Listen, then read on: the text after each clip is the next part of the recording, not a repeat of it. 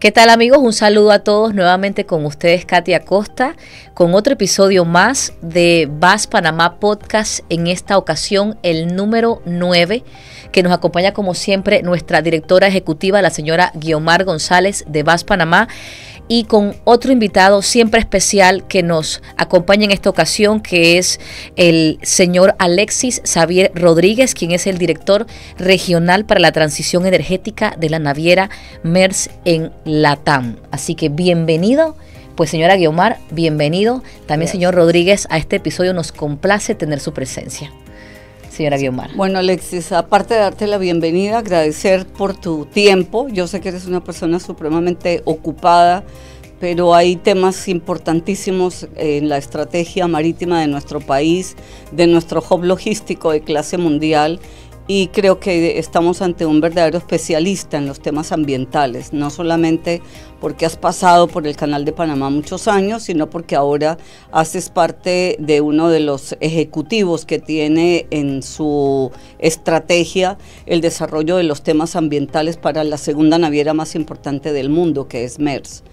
Se me ocurre preguntarte cuál es el rol en América Latina y cuáles son los beneficios o las oportunidades que tiene Panamá frente a este tema que es tan especializado y que manejas de una manera tan técnica. Bueno, la importancia de Latinoamérica, y gracias por la invitación, creo que es sumamente fundamental. Latinoamérica es una de las regiones principalmente que tiene la mayor producción de energía limpia a nivel del mundo.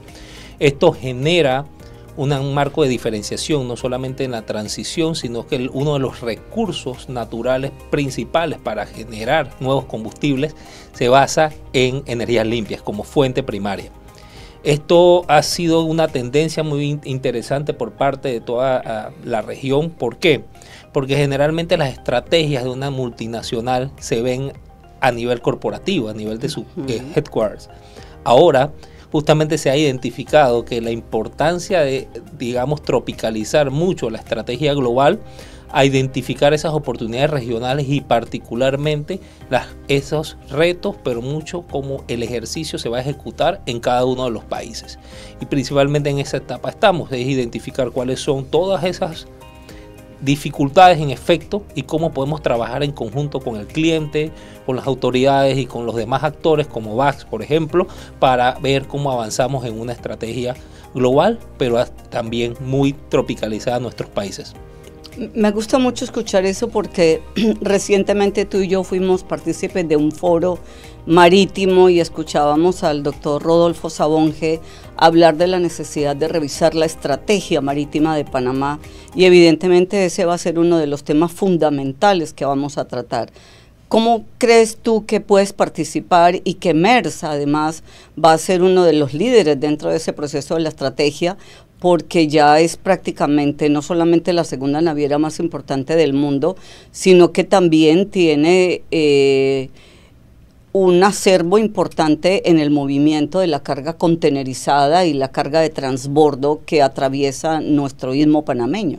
Bueno, en efecto, nosotros ya hemos iniciado conversaciones y hemos puesto a disposición, digamos, el conocimiento global y regional que contamos para traer esas experiencias que se han realizado. Yo creo que uno de los puntos importantes de recalcar es que no solamente traemos esas experiencias como naviera, sino como integrador logístico que nos permite identificar todas esas líneas de la cadena de valor que actúa, no solamente el transporte marítimo, la aviación, también lo que es el transporte terrestre, el depósito y el almacenamiento de la carga, cómo esto se interconecta y cómo cada uno de los actores tiene un papel fundamental para darte esto.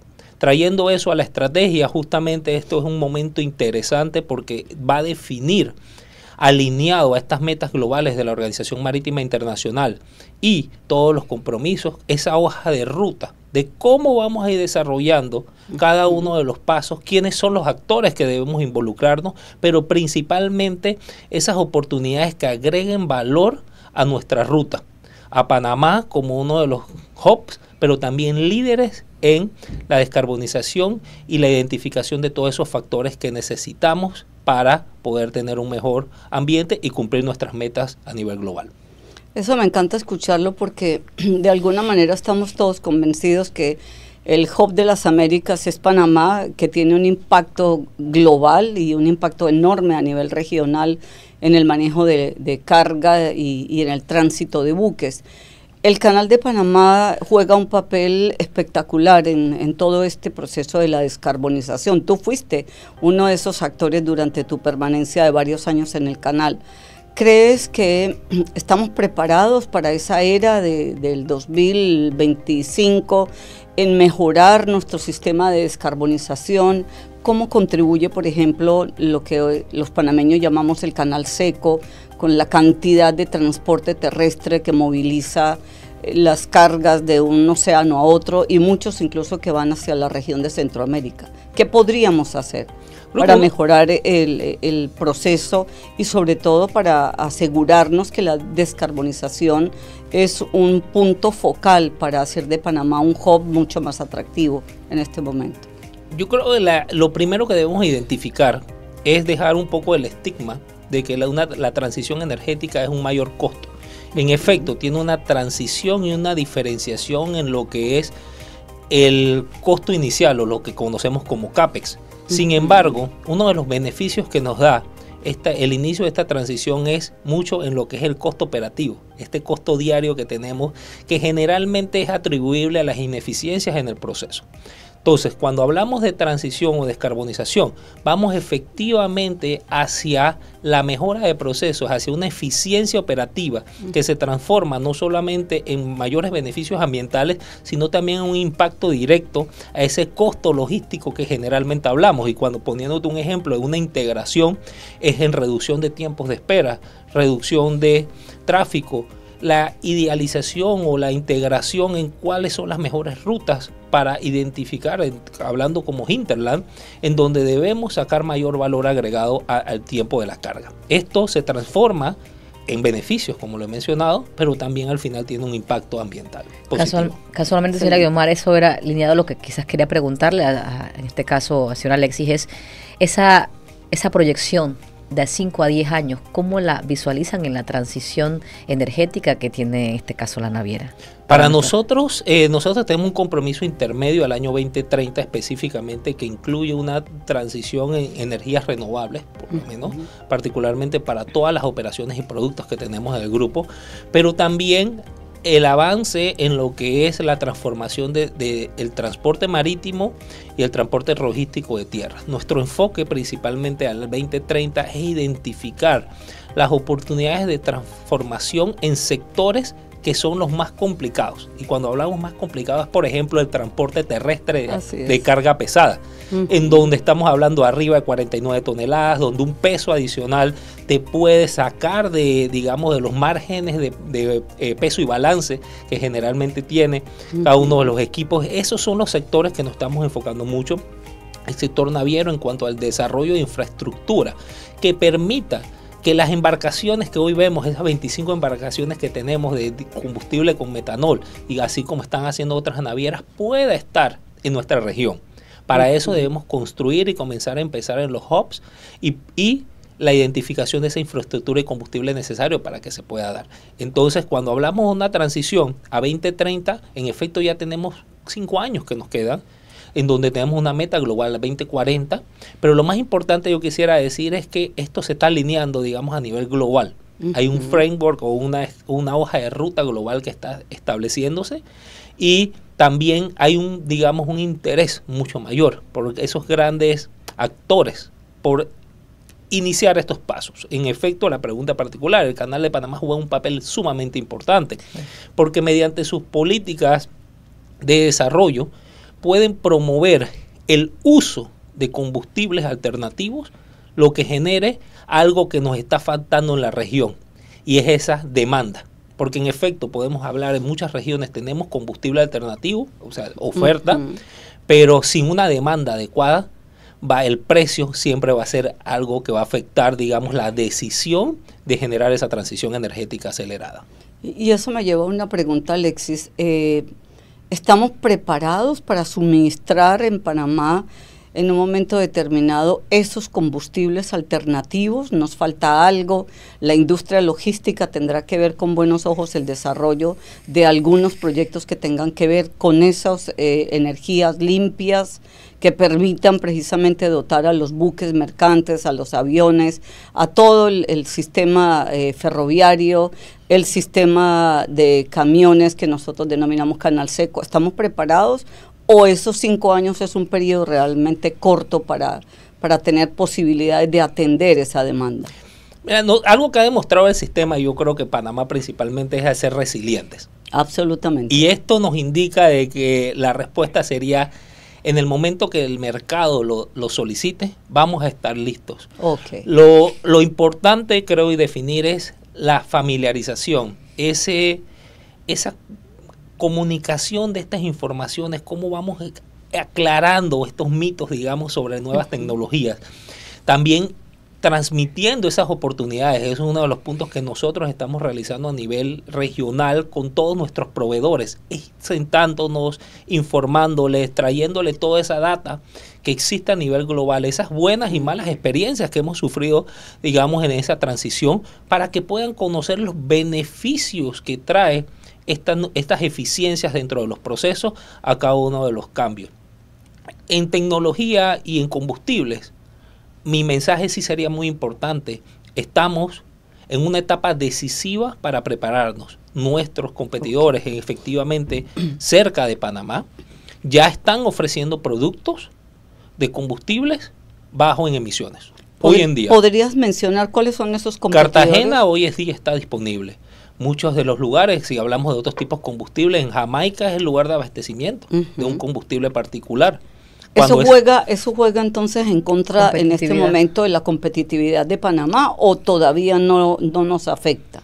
Por supuesto, el tema más bien yo lo veo como una situación de ponernos de acuerdo, de entender que esta es una oportunidad que hace muchos años en otros tipos de sectores sucedió. Hoy en día en la transición energética hay países que ya están preparándose. Vengo de visitar diferentes países de la región donde están listos y están abasteciendo esos combustibles. Excelente. Si no identificamos en las próximas órdenes de embarcaciones, el famoso order book, que ya viene saliendo, cada semana estamos viendo embarcaciones con dual engines que ya están listas. ¿Cuándo o cómo estaríamos nosotros preparados para esto? Nuestros competidores, hablando ya de país, están listos. Sí, es una oportunidad de mejora. Una oportunidad maravillosa para nosotros que estamos con una estadística de más de 9.6 millones de TEUs en el año 2024. Seguramente este año será superior, pero sí, yo pienso igual que tú, creo que tenemos que estar a la vanguardia de lo que la industria está requiriendo para poder mantener la competitividad del hub logístico. Pero hay algo muy interesante que acabas de decir, es la integración que está manejando Maersk a lo largo de todos sus procesos. Yo incluso estoy muy contenta porque empezamos con la certificación de Maersk en algunos de sus procesos y veo un espíritu también de los directivos de Maersk, de cooperación, de certificaciones, de seguridad en sus procesos, pero no sabía lo de la industria aérea. ¿Cómo manejan ustedes ese proceso? ¿Ya hay combustibles alternativos que está manejando alguna industria aérea en el mundo? Bueno, ¿o es apenas un inicio? La industria aérea, similar a la industria marítima, tienen dos organizaciones internacionales, la Organización Internacional de la Aviación. Ellos tienen una hoja de ruta en lo que es su proceso de descarbonización por las tecnologías y demás. En efecto, nosotros tenemos un producto que contempla la utilización de SAF, que es combustible sostenible de aviación, para el tema de las cargas, y un producto que se llama... también lo podemos ofrecer en materia aérea. Igual que el transporte marítimo, también lo tenemos, digamos, un producto que podemos ofrecer para el movimiento de la carga que se llama Eco Delivery Ocean. Eso está establecido. Yo lo que veo más cuando hablo también de la integración es esos procesos, esos puntos de cómo dar un valor agregado integral, en cómo podemos hacer esa transformación en... Por ejemplo, cuando el barco llega con un combustible, se baja a un puerto que está electrificado, ¿cómo sale de ese puerto? De igual manera, bajas emisiones y llega a un depósito, a un warehouse que estamos certificados con LED, que tenemos aguas paneles solares o energía limpia. Entonces, ¿cómo ese proceso es de 100% de valor agregado? Y eso es parte de nuestro objetivo en este momento. Baja un avión, llega al depot, vuelve nuevamente al camión, llega al puerto, sale en un barco y llega donde el consumidor. Increíble. Alexis, cuando uno piensa en estos sistemas de energía alternativa, se mencionan muchos. El gas, se mencionan diversos combustibles.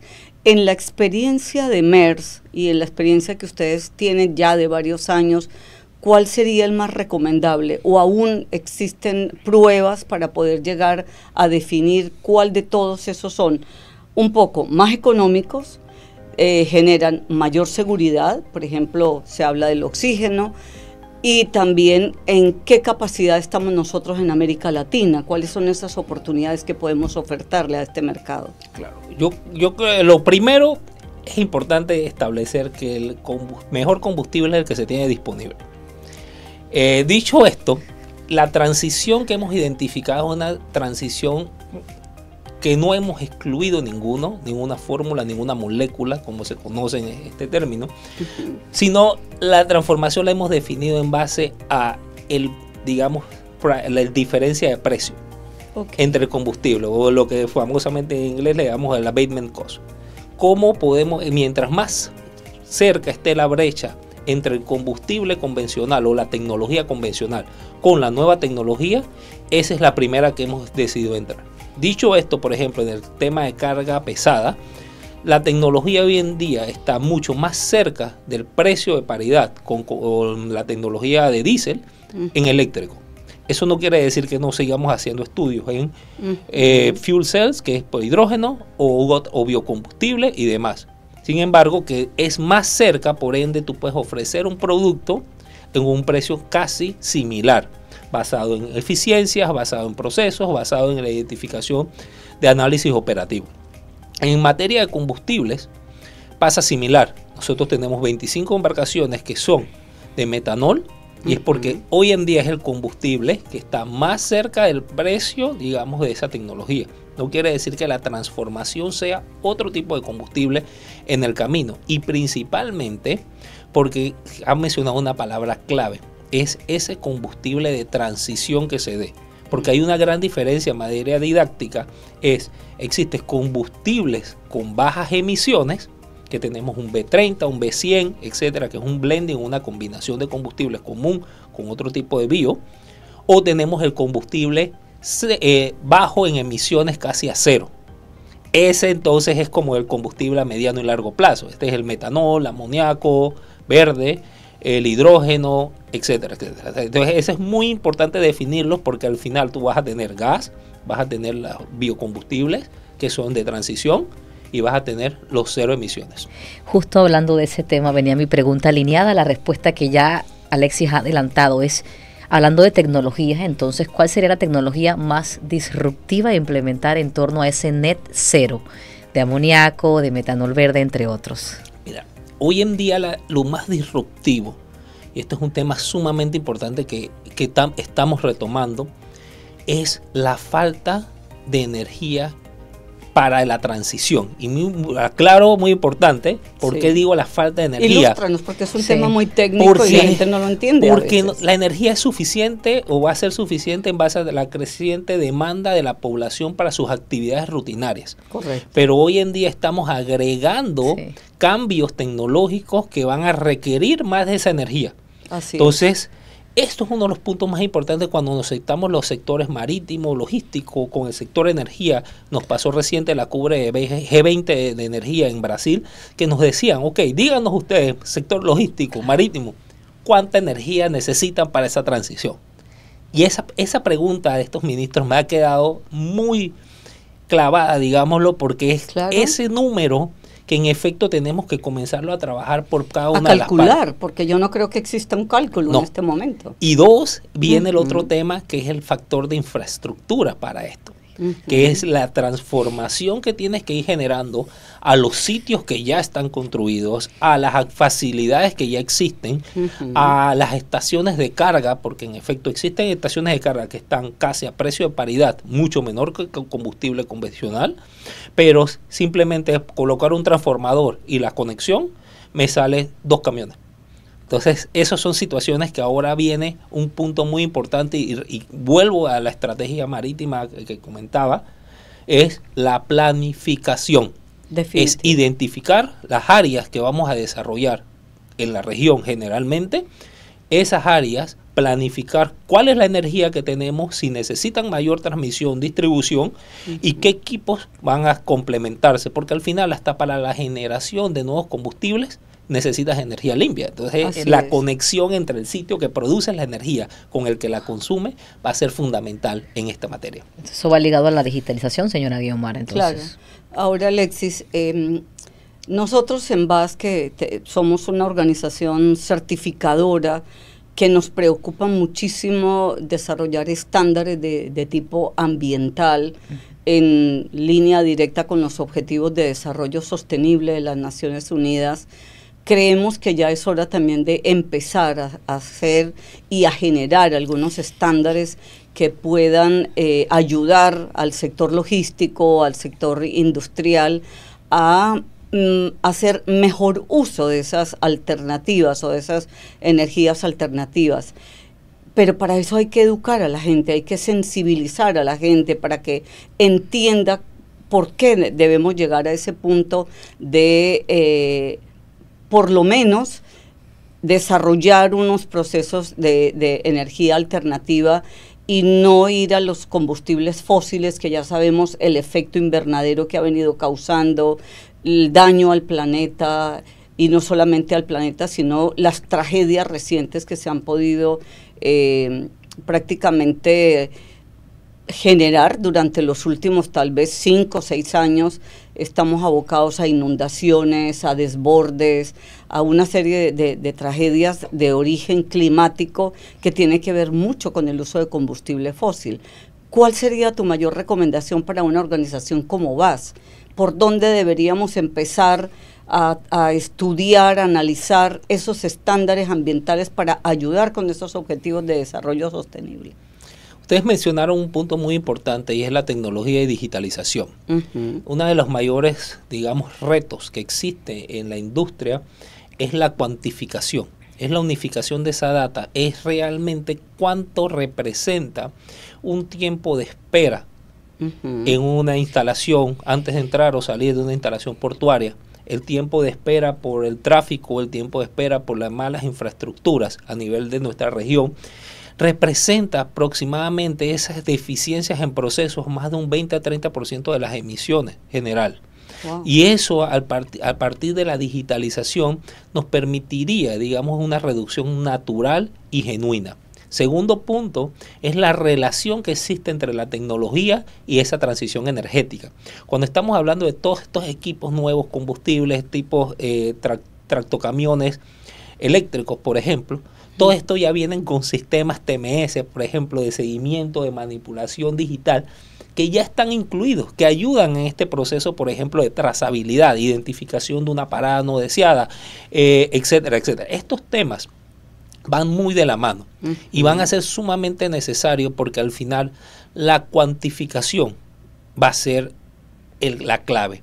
La integración, por ejemplo, de factores de seguridad en todos estos aspectos. ¿Por qué? Porque al final, si logramos trabajar en conjunto, transición energética con factores de seguridad, podemos nosotros tener una trazabilidad clara, pero también obtener esos beneficios de esa transición, como cuáles, unas líneas expeditas, exclusivas, exclusivas para carriles exclusivos para esta tecnología, que permitan el paso de esos tractocamiones, como tú dices, o bien inclusive de los propios buques mercantes. Por supuesto, que permita esa diferenciación entre los estándares y que en efecto, porque muchas veces lo queremos ver con efectos tangibles, pero estas son medidas que si lo cuantificáramos, generalmente nos va a llevar a una a un costo de paridad mucho menor en tiempo. En efecto, ¿cuánto demora? ¿Cuánto me representa a mí? Se habla generalmente para que el costo de paridad de un camión eléctrico sea igual que el diésel, necesitamos por lo menos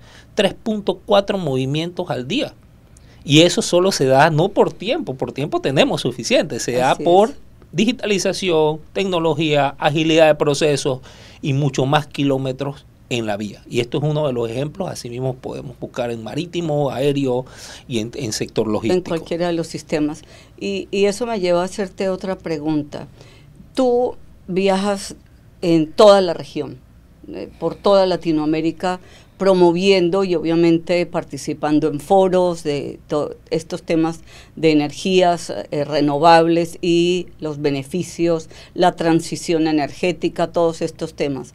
¿Has encontrado alguna oposición, alguna reacción negativa de parte de la industria en estos temas, o más bien se debería partir de parte de los estados de informar a la población, de sensibilizar a los sectores industriales, a los sectores portuarios, marítimos, terrestres, ferroviarios? ¿Qué ganamos todos? ¿Cuáles serían los grandes beneficios? Porque yo veo que hay un gran desconocimiento de esta industria. Y claro, el desconocimiento, la ignorancia, genera mucha resistencia. Claro, parte de este trabajo a nivel regional principalmente va en lo básico, y lo básico es conocer al cliente y hablar con el cliente, escucharlo, tener esa interacción en cuanto a cuáles son sus metas, sus objetivos en esta materia de transición energética, y si fundamentalmente lo que está haciendo les genera un valor agregado dentro de su transición. Y mi respuesta a esto, yo creo que hay una gran satisfacción, un gran interés por el cliente por saberlo, por conocer realmente lo que se está haciendo, soluciones particulares dependiendo de cada política que exista en uno de los países. Pero sí, concuerdo de que es un trabajo de familiarización, de mostrar casos de éxito y de traer esas experiencias que existen. Ahora nosotros en una de las partes, yo creo que es interesante, lo podemos decir, somos exportadores nosotros de conocimiento y de experiencia a nivel de reuniones. Claro. Y eso está pasando. Nosotros como región estamos identificando una variedad, un abanico de oportunidades que otras regiones están, digamos, tienen uno o dos, nosotros venimos con diferentes, y eso es fundamental. En cuanto a la resistencia, yo creo que todo el cambio genera resistencia. Sí. Y lo que hacemos, o mi perspectiva siempre ha sido vender los beneficios y las bondades y sobre todo las oportunidades para mantenerse competitivo.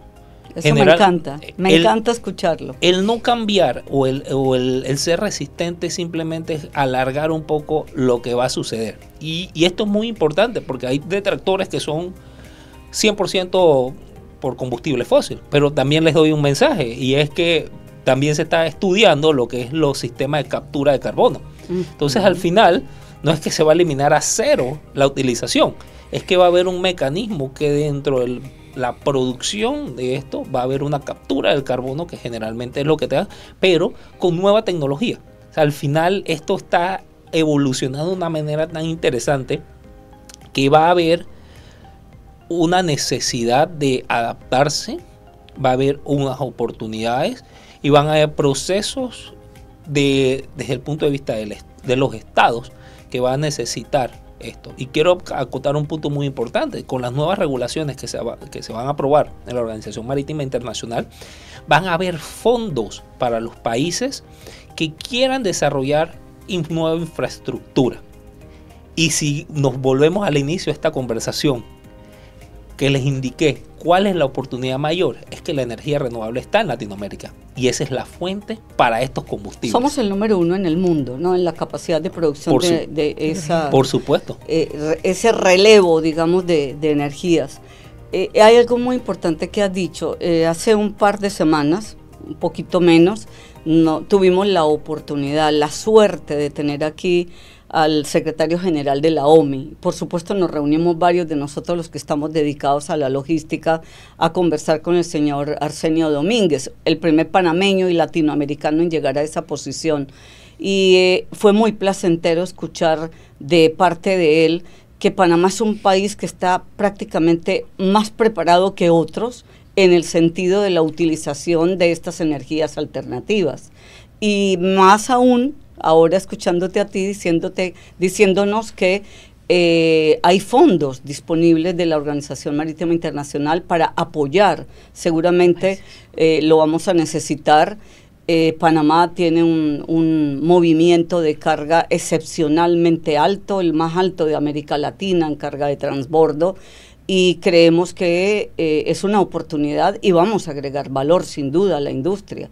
Pero hay algo importante, ¿cómo hacemos para empezar con planes o proyectos pilotos, por ejemplo? A mí me encantaría que la organización BAS en algún momento hiciera un plan piloto con algún país en particular o con algún sector en particular en la región, porque nosotros tenemos alrededor de más de 5.000 empresas certificadas en América Latina.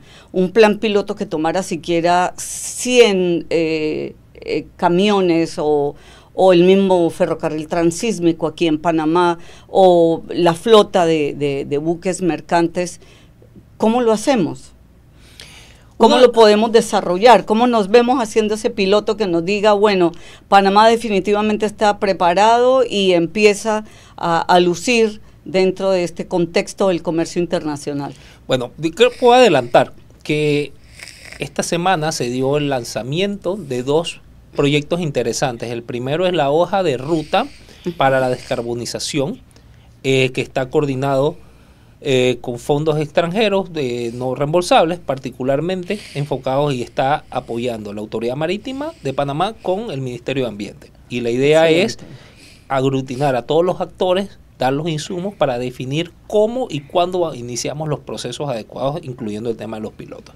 Y existe otro proyecto que se está trabajando justamente con Secretaría de Energía, que es la identificación de lo que son los posibles combustibles limpios. En ambos proyectos, por supuesto, estamos muchos actores involucrados en brindar nuestros insumos y los apoyos constantemente, pero ese debería ser la hoja base o la línea base de nuestras acciones a futuro. En cuanto al tema de los pilotos, me parece sumamente interesante y me llevo esta palabra, digamos, para identificar esto, porque en efecto estamos mucho trabajando en Panamá en la forma de integrar actores, brindándole todos estos beneficios que hoy en día los estamos viendo que en Chile, por ejemplo. En Chile tenemos ya vendors o proveedores que existen, que ya tienen 100 camiones eléctricos. Y no es porque les interese mucho o la tecnología, es simplemente porque identificaron que existe una oportunidad de ahorros en los procesos. Beneficios directos. Y aparte que en el sector energético existen varias fórmulas, digamos, de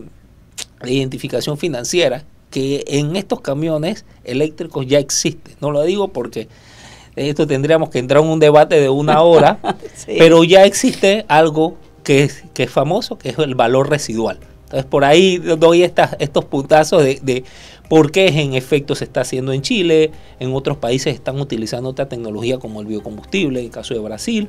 Hay otros países también que tenemos diferentes otras opciones, pero yo creo que al final Panamá es el país perfecto, digamos, para hacer esta interconexión, un corredor corto de 80 kilómetros con una interconexión, con grandes puertos en ambos áreas, con un gran movimiento de contenedores de manera terrestre, pero principalmente demostrando que si al sur se hace, por lo menos mi concepto es que Panamá podemos hacerlo y también incrementar ese valor agregado.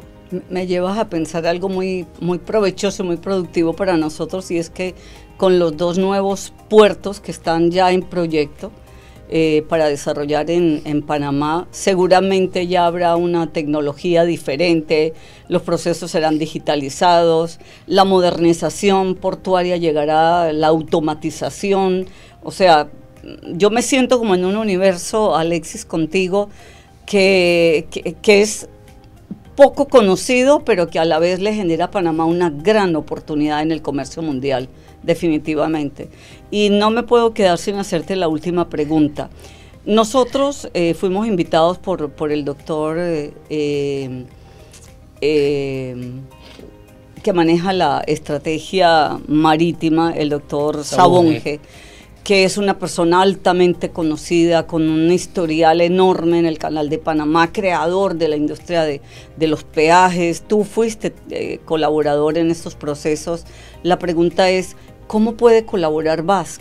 Él nos invitó, él quería que BASC estuviera dentro de la revisión de la estrategia marítima de Panamá. Habló de que hay un título constitucional mucho más allá de lo que nosotros tanto tiempo contribuimos con la estrategia logística Panamá 2030, que por cierto hay que revisarla, y yo estoy convencida que la estrategia marítima en este momento está en un nivel en el que verdaderamente tenemos que entrar a revisar rápidamente y poder asegurar el valor agregado para los usuarios de los puertos y de las navieras y de los operadores logísticos que hay en el país. Bueno, ¿cómo nos ves en BASC? Interesante, porque en algún momento parte de estas facetas no me conoce, que yo estuve en la autoridad marítima. Ajá. Y en el proceso de esa revisión de la estrategia yo participé, justamente dando mis insumos, y hay una anécdota muy interesante que la comento después, porque tuvimos que trabajar en octubre, y en ese momento me estaba casando y no me podía ir hasta que terminara, digamos, la estrategia. Esa es una buena anécdota. Exacto, y me recuerdo muy bien, encerrado, estábamos en el Summit, revisando el documento porque había que hacer una entrega. Mi recomendación principalmente es que esto hay que verlo de manera integral. Por ejes estratégicos, o sea, no podemos desvincular, y el papel que tienen ustedes, la importancia en materia de seguridad. Esto es hablar de tecnología, hablar de un centro logístico y no tener todos esos factores que nos agreguen valor. Hay lugares a nivel mundial donde en efecto hoy en día el factor seguridad, security en inglés, no permite navegación, no permite manipulación, no permite un incremento de la capacidad. Entonces, ustedes juegan un papel muy importante dentro de esa integración, y con nosotros principalmente, yo lo veo de esta manera en la transición energética, somos los hermanos huérfanos, digamos, que cuestan y que a veces no se le ve ese valor, pero lo agregamos, digamos, al final del camino ves esas estrellas y ahí dice, ahí parte de estos factores. ¿Y por qué? Porque al final la seguridad va a ser uno de los factores que genere confianza. Y el cliente, a quien estamos nosotros haciendo este trabajo de la transformación, particularmente hablando de un punto de vista corporativo, valora, digamos, todos estos factores o los pondera. Aunque no creamos, los pondera. Porque al final un tema es precio, pero el otro es seguridad, valor agregado y cumplimiento de sus metas. Y eso es parte de lo que hoy en día yo creo que es muy importante. Y la estrategia va y de seguro tendrá todos los componentes y objetivos estratégicos que pongan a Panamá no solamente como un hub, sino también como un integrador y una referencia, que yo siempre digo, nosotros debemos ser la referencia en cada situación que pase. Si va a ser transformación energética, nosotros debemos ser la referencia, porque justamente tenemos todas las capacidades del centro logístico que permitan exportar esos casos de éxito, como ya lo hemos hecho anteriormente. Como lo hemos hecho durante todo el tiempo. Somos exportadores de mano de obra, exportadores de conocimiento, y creo que en estas materias de seguro lo vamos a hacer. Bueno, pues te felicito porque en verdad eres una persona absolutamente especializada en este tema de energías renovables, uso de ellas en los diversos actividades que tienen que ver con la industria logística, marítima, portuaria, terrestre, aérea. Hay un sinnúmero de cosas. Como dices bien, podríamos terminar aquí por horas hablando contigo, pero nos has dado un punto muy importante para nosotros de, primero, sensibilizar a nuestros miembros, que es importante que conozcan por qué y para qué estamos generando este tipo de podcast y de conversatorio tan especializado en un tema que no toda la industria conoce, y que es necesario que empecemos, yo digo, a evangelizar en algunos temas importantes para que siga creciendo la imagen del país, para que siga creciendo el valor agregado de nuestro hub logístico de las Américas para el mundo entero. Y lo segundo, yo creo que nos vamos a encontrar definitivamente revisando la estrategia marítima de Panamá. Estoy muy entusiasmada en colaborar con el doctor Sabonge, pero también muy entusiasmada en aprender de personas como tú que tienen esta capacidad y este conocimiento tan especializado en temas que verdaderamente nosotros no conocemos, pero que sí podemos aportar un poco, como bien lo dices, en temas de seguridad. Y no solamente por el tema de compliance, sino porque en realidad el mundo de hoy, lejos del cumplimiento, necesita imagen. Nuestro hub necesita fortalecer la reputación. Lo hemos logrado saliendo de listas internacionales y creo que hay un caudal de iniciativas en Panamá en este momento que nos llevan a un feliz término como hub logístico de las Américas. De hecho, ya tenemos hasta el presupuesto prácticamente listo para el nuevo tren que se va a hacer entre Panamá y Chiriquí. El presidente acaba de sorprendernos con la visita al Japón, entonces creo que tenemos todavía por delante mucho trabajo por hacer, Alexis, y te insto a que sigas con ese proceso de evangelización, de sensibilización de todos los sectores logísticos y ojalá que podamos en un corto periodo convertirnos en ese referente de carácter mundial del que tú hablas en materia de energías limpias y por supuesto una estrella más a nuestro hub logístico del que los panameños nos sentimos tan orgullosos. Muchas gracias. Sí, y sin duda ha sido, como usted ha mencionado, señora Guiomar, por un tema de docencia, por el tema de la descarbonización, de la eficiencia energética y de todo, nuestro podcast más largo que hemos tenido hasta este momento con Alexis Xavier Rodríguez. Realmente es algo maravilloso, lo decía la señora Guiomar tras bastidores.